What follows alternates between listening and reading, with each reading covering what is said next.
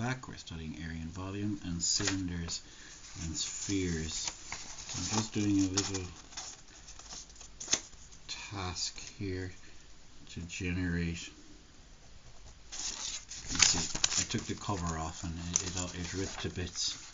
So I'm just generating another one, and look at that, there's still some glue on there. Okay, so let's so I've measured out the perimeter there. There's that. Next thing we need the height.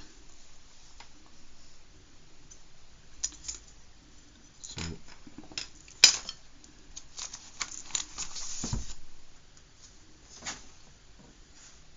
this is a practical problem task we could do in class, of course.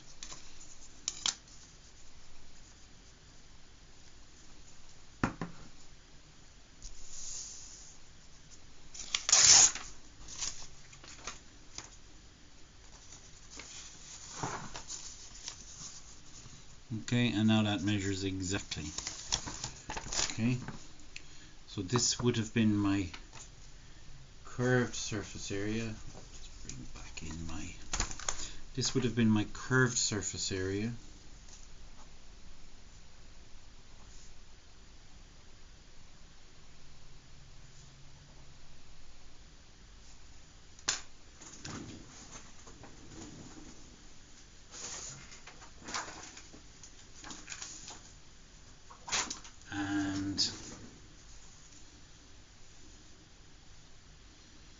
Let's see if we can stick the circles on the side. Okay, so you've got your flat surface area from the top and bottom, and let's just see if from a practical point of view if I can cut them out with a scissors. So basically I'm just redrawing that curved surface area. It's somewhat intact from the top there. And now this has been measured out for me with the compass, so I can certainly put one of the tops here as, sorry, I would have to do, okay, I'm just going to mark there. Check this out now. I need to go straight up that distance, but it must be straight.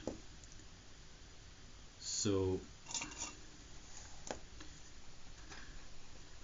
I'm going to come straight up just using the protractor, and now I'm going to use this radius to come to here, and then I can use this center point of the circle to draw my circle. Okay, and that would form the top. Now the bottom would be down here. I can't put it at the end. I've seen it done in books. I think your book does it, and it just doesn't work because, well, you couldn't fold it over. You'd have to cut it out and put it at the bottom. You know, I'm in the same position here, so I'd have to cut this separate one out if I wanted to do this. But you get the idea. Normally you'd have one on the left and one on the right. Either way, that fits over there perfectly. So these are the two flat surface areas. Now we're just going to remind ourselves and build up a picture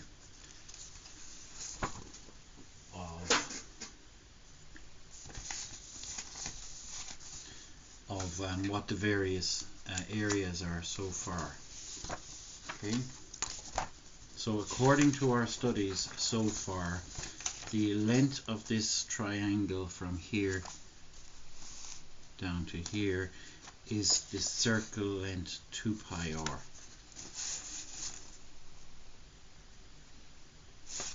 And the height of the cylinder is h. So now, what is the area of a rectangle? So the area of a rectangle of width and height, the area is width times height, and I put that area into a square bracket.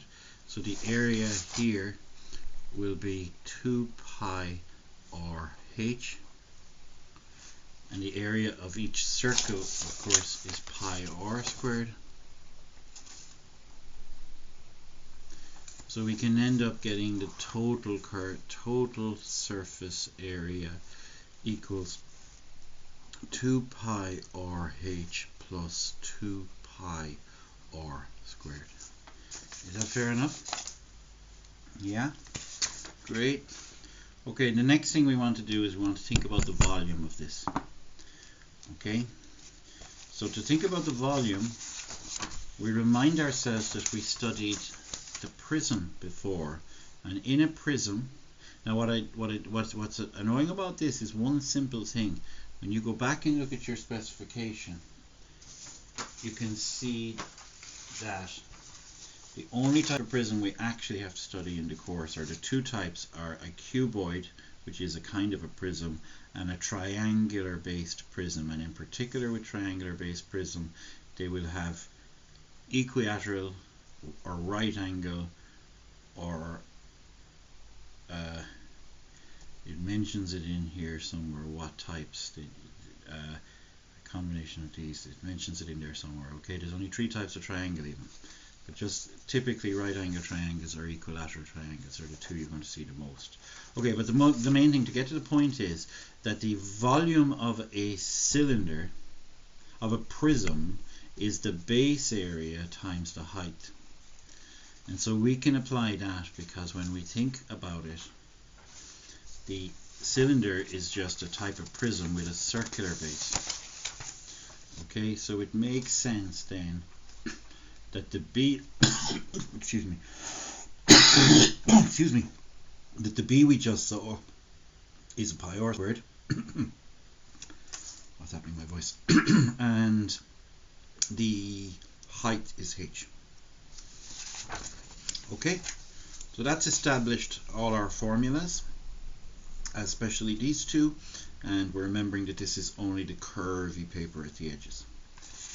Okay, so always keep your log tables open on page 10 for this section, and these are going to form a core part of everything we do in the questions themselves. Okay, so we've gone through all of that. We haven't gone through the sphere. Let's do that now. So here's my sphere. It's an orange. So if I was to put that into a liquidizer now and then measure its size, the volume would be the same as the capacity measured here in centimeters squared or milliliters. Okay, so if I liquidize this and put it in there, we get its volume. Okay, so what might its volume be? Okay, so let's just say, okay, we're modeled up nicely from the size of the orange. That's the size of my orange. Yeah, just about. Could go a little bit bigger, but you get the idea. So if this is the size of my orange and it's two-dimensional, I need to add, I'm just going to mark that, I can see it, maybe you can't, I can see the point that I use for the center. Okay, I need to add the equator to the front to give it a 3D look, because we just can't, we're not expecting ourselves to produce this kind of shading, that's a computer graphics thing, and a broken line to the back. Okay, and there is a radius here, and from that radius straight up to the top, straight out, and from that radius it's going to be part of our equation. We can think of a radius cubed.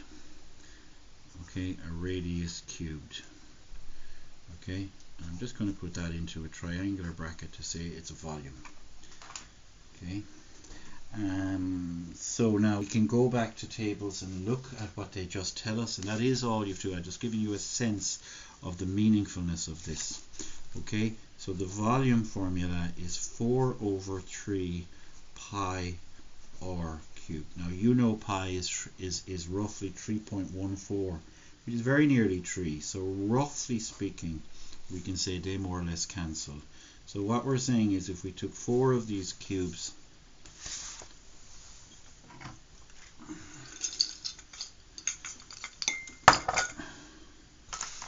okay, now this is a much smaller one, but you know what a cube is. A cube is a rectangular block with all the sides equal length. Okay, so if I take 4 of them, I roughly make up the size of my sphere, the volume of my sphere. Now there's a not much nicer thing now coming for the area, and it's this. The pi r squared is the area of my circle. Back 2 pages. So, and the pi r squared is if I cut the orange in 2, do I have a knife? And I'm going to cut the orange in two for you. Let's see.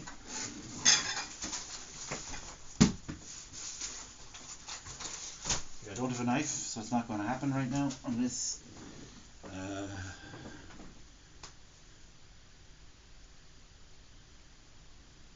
Unless I post, and I'll continue on the video next.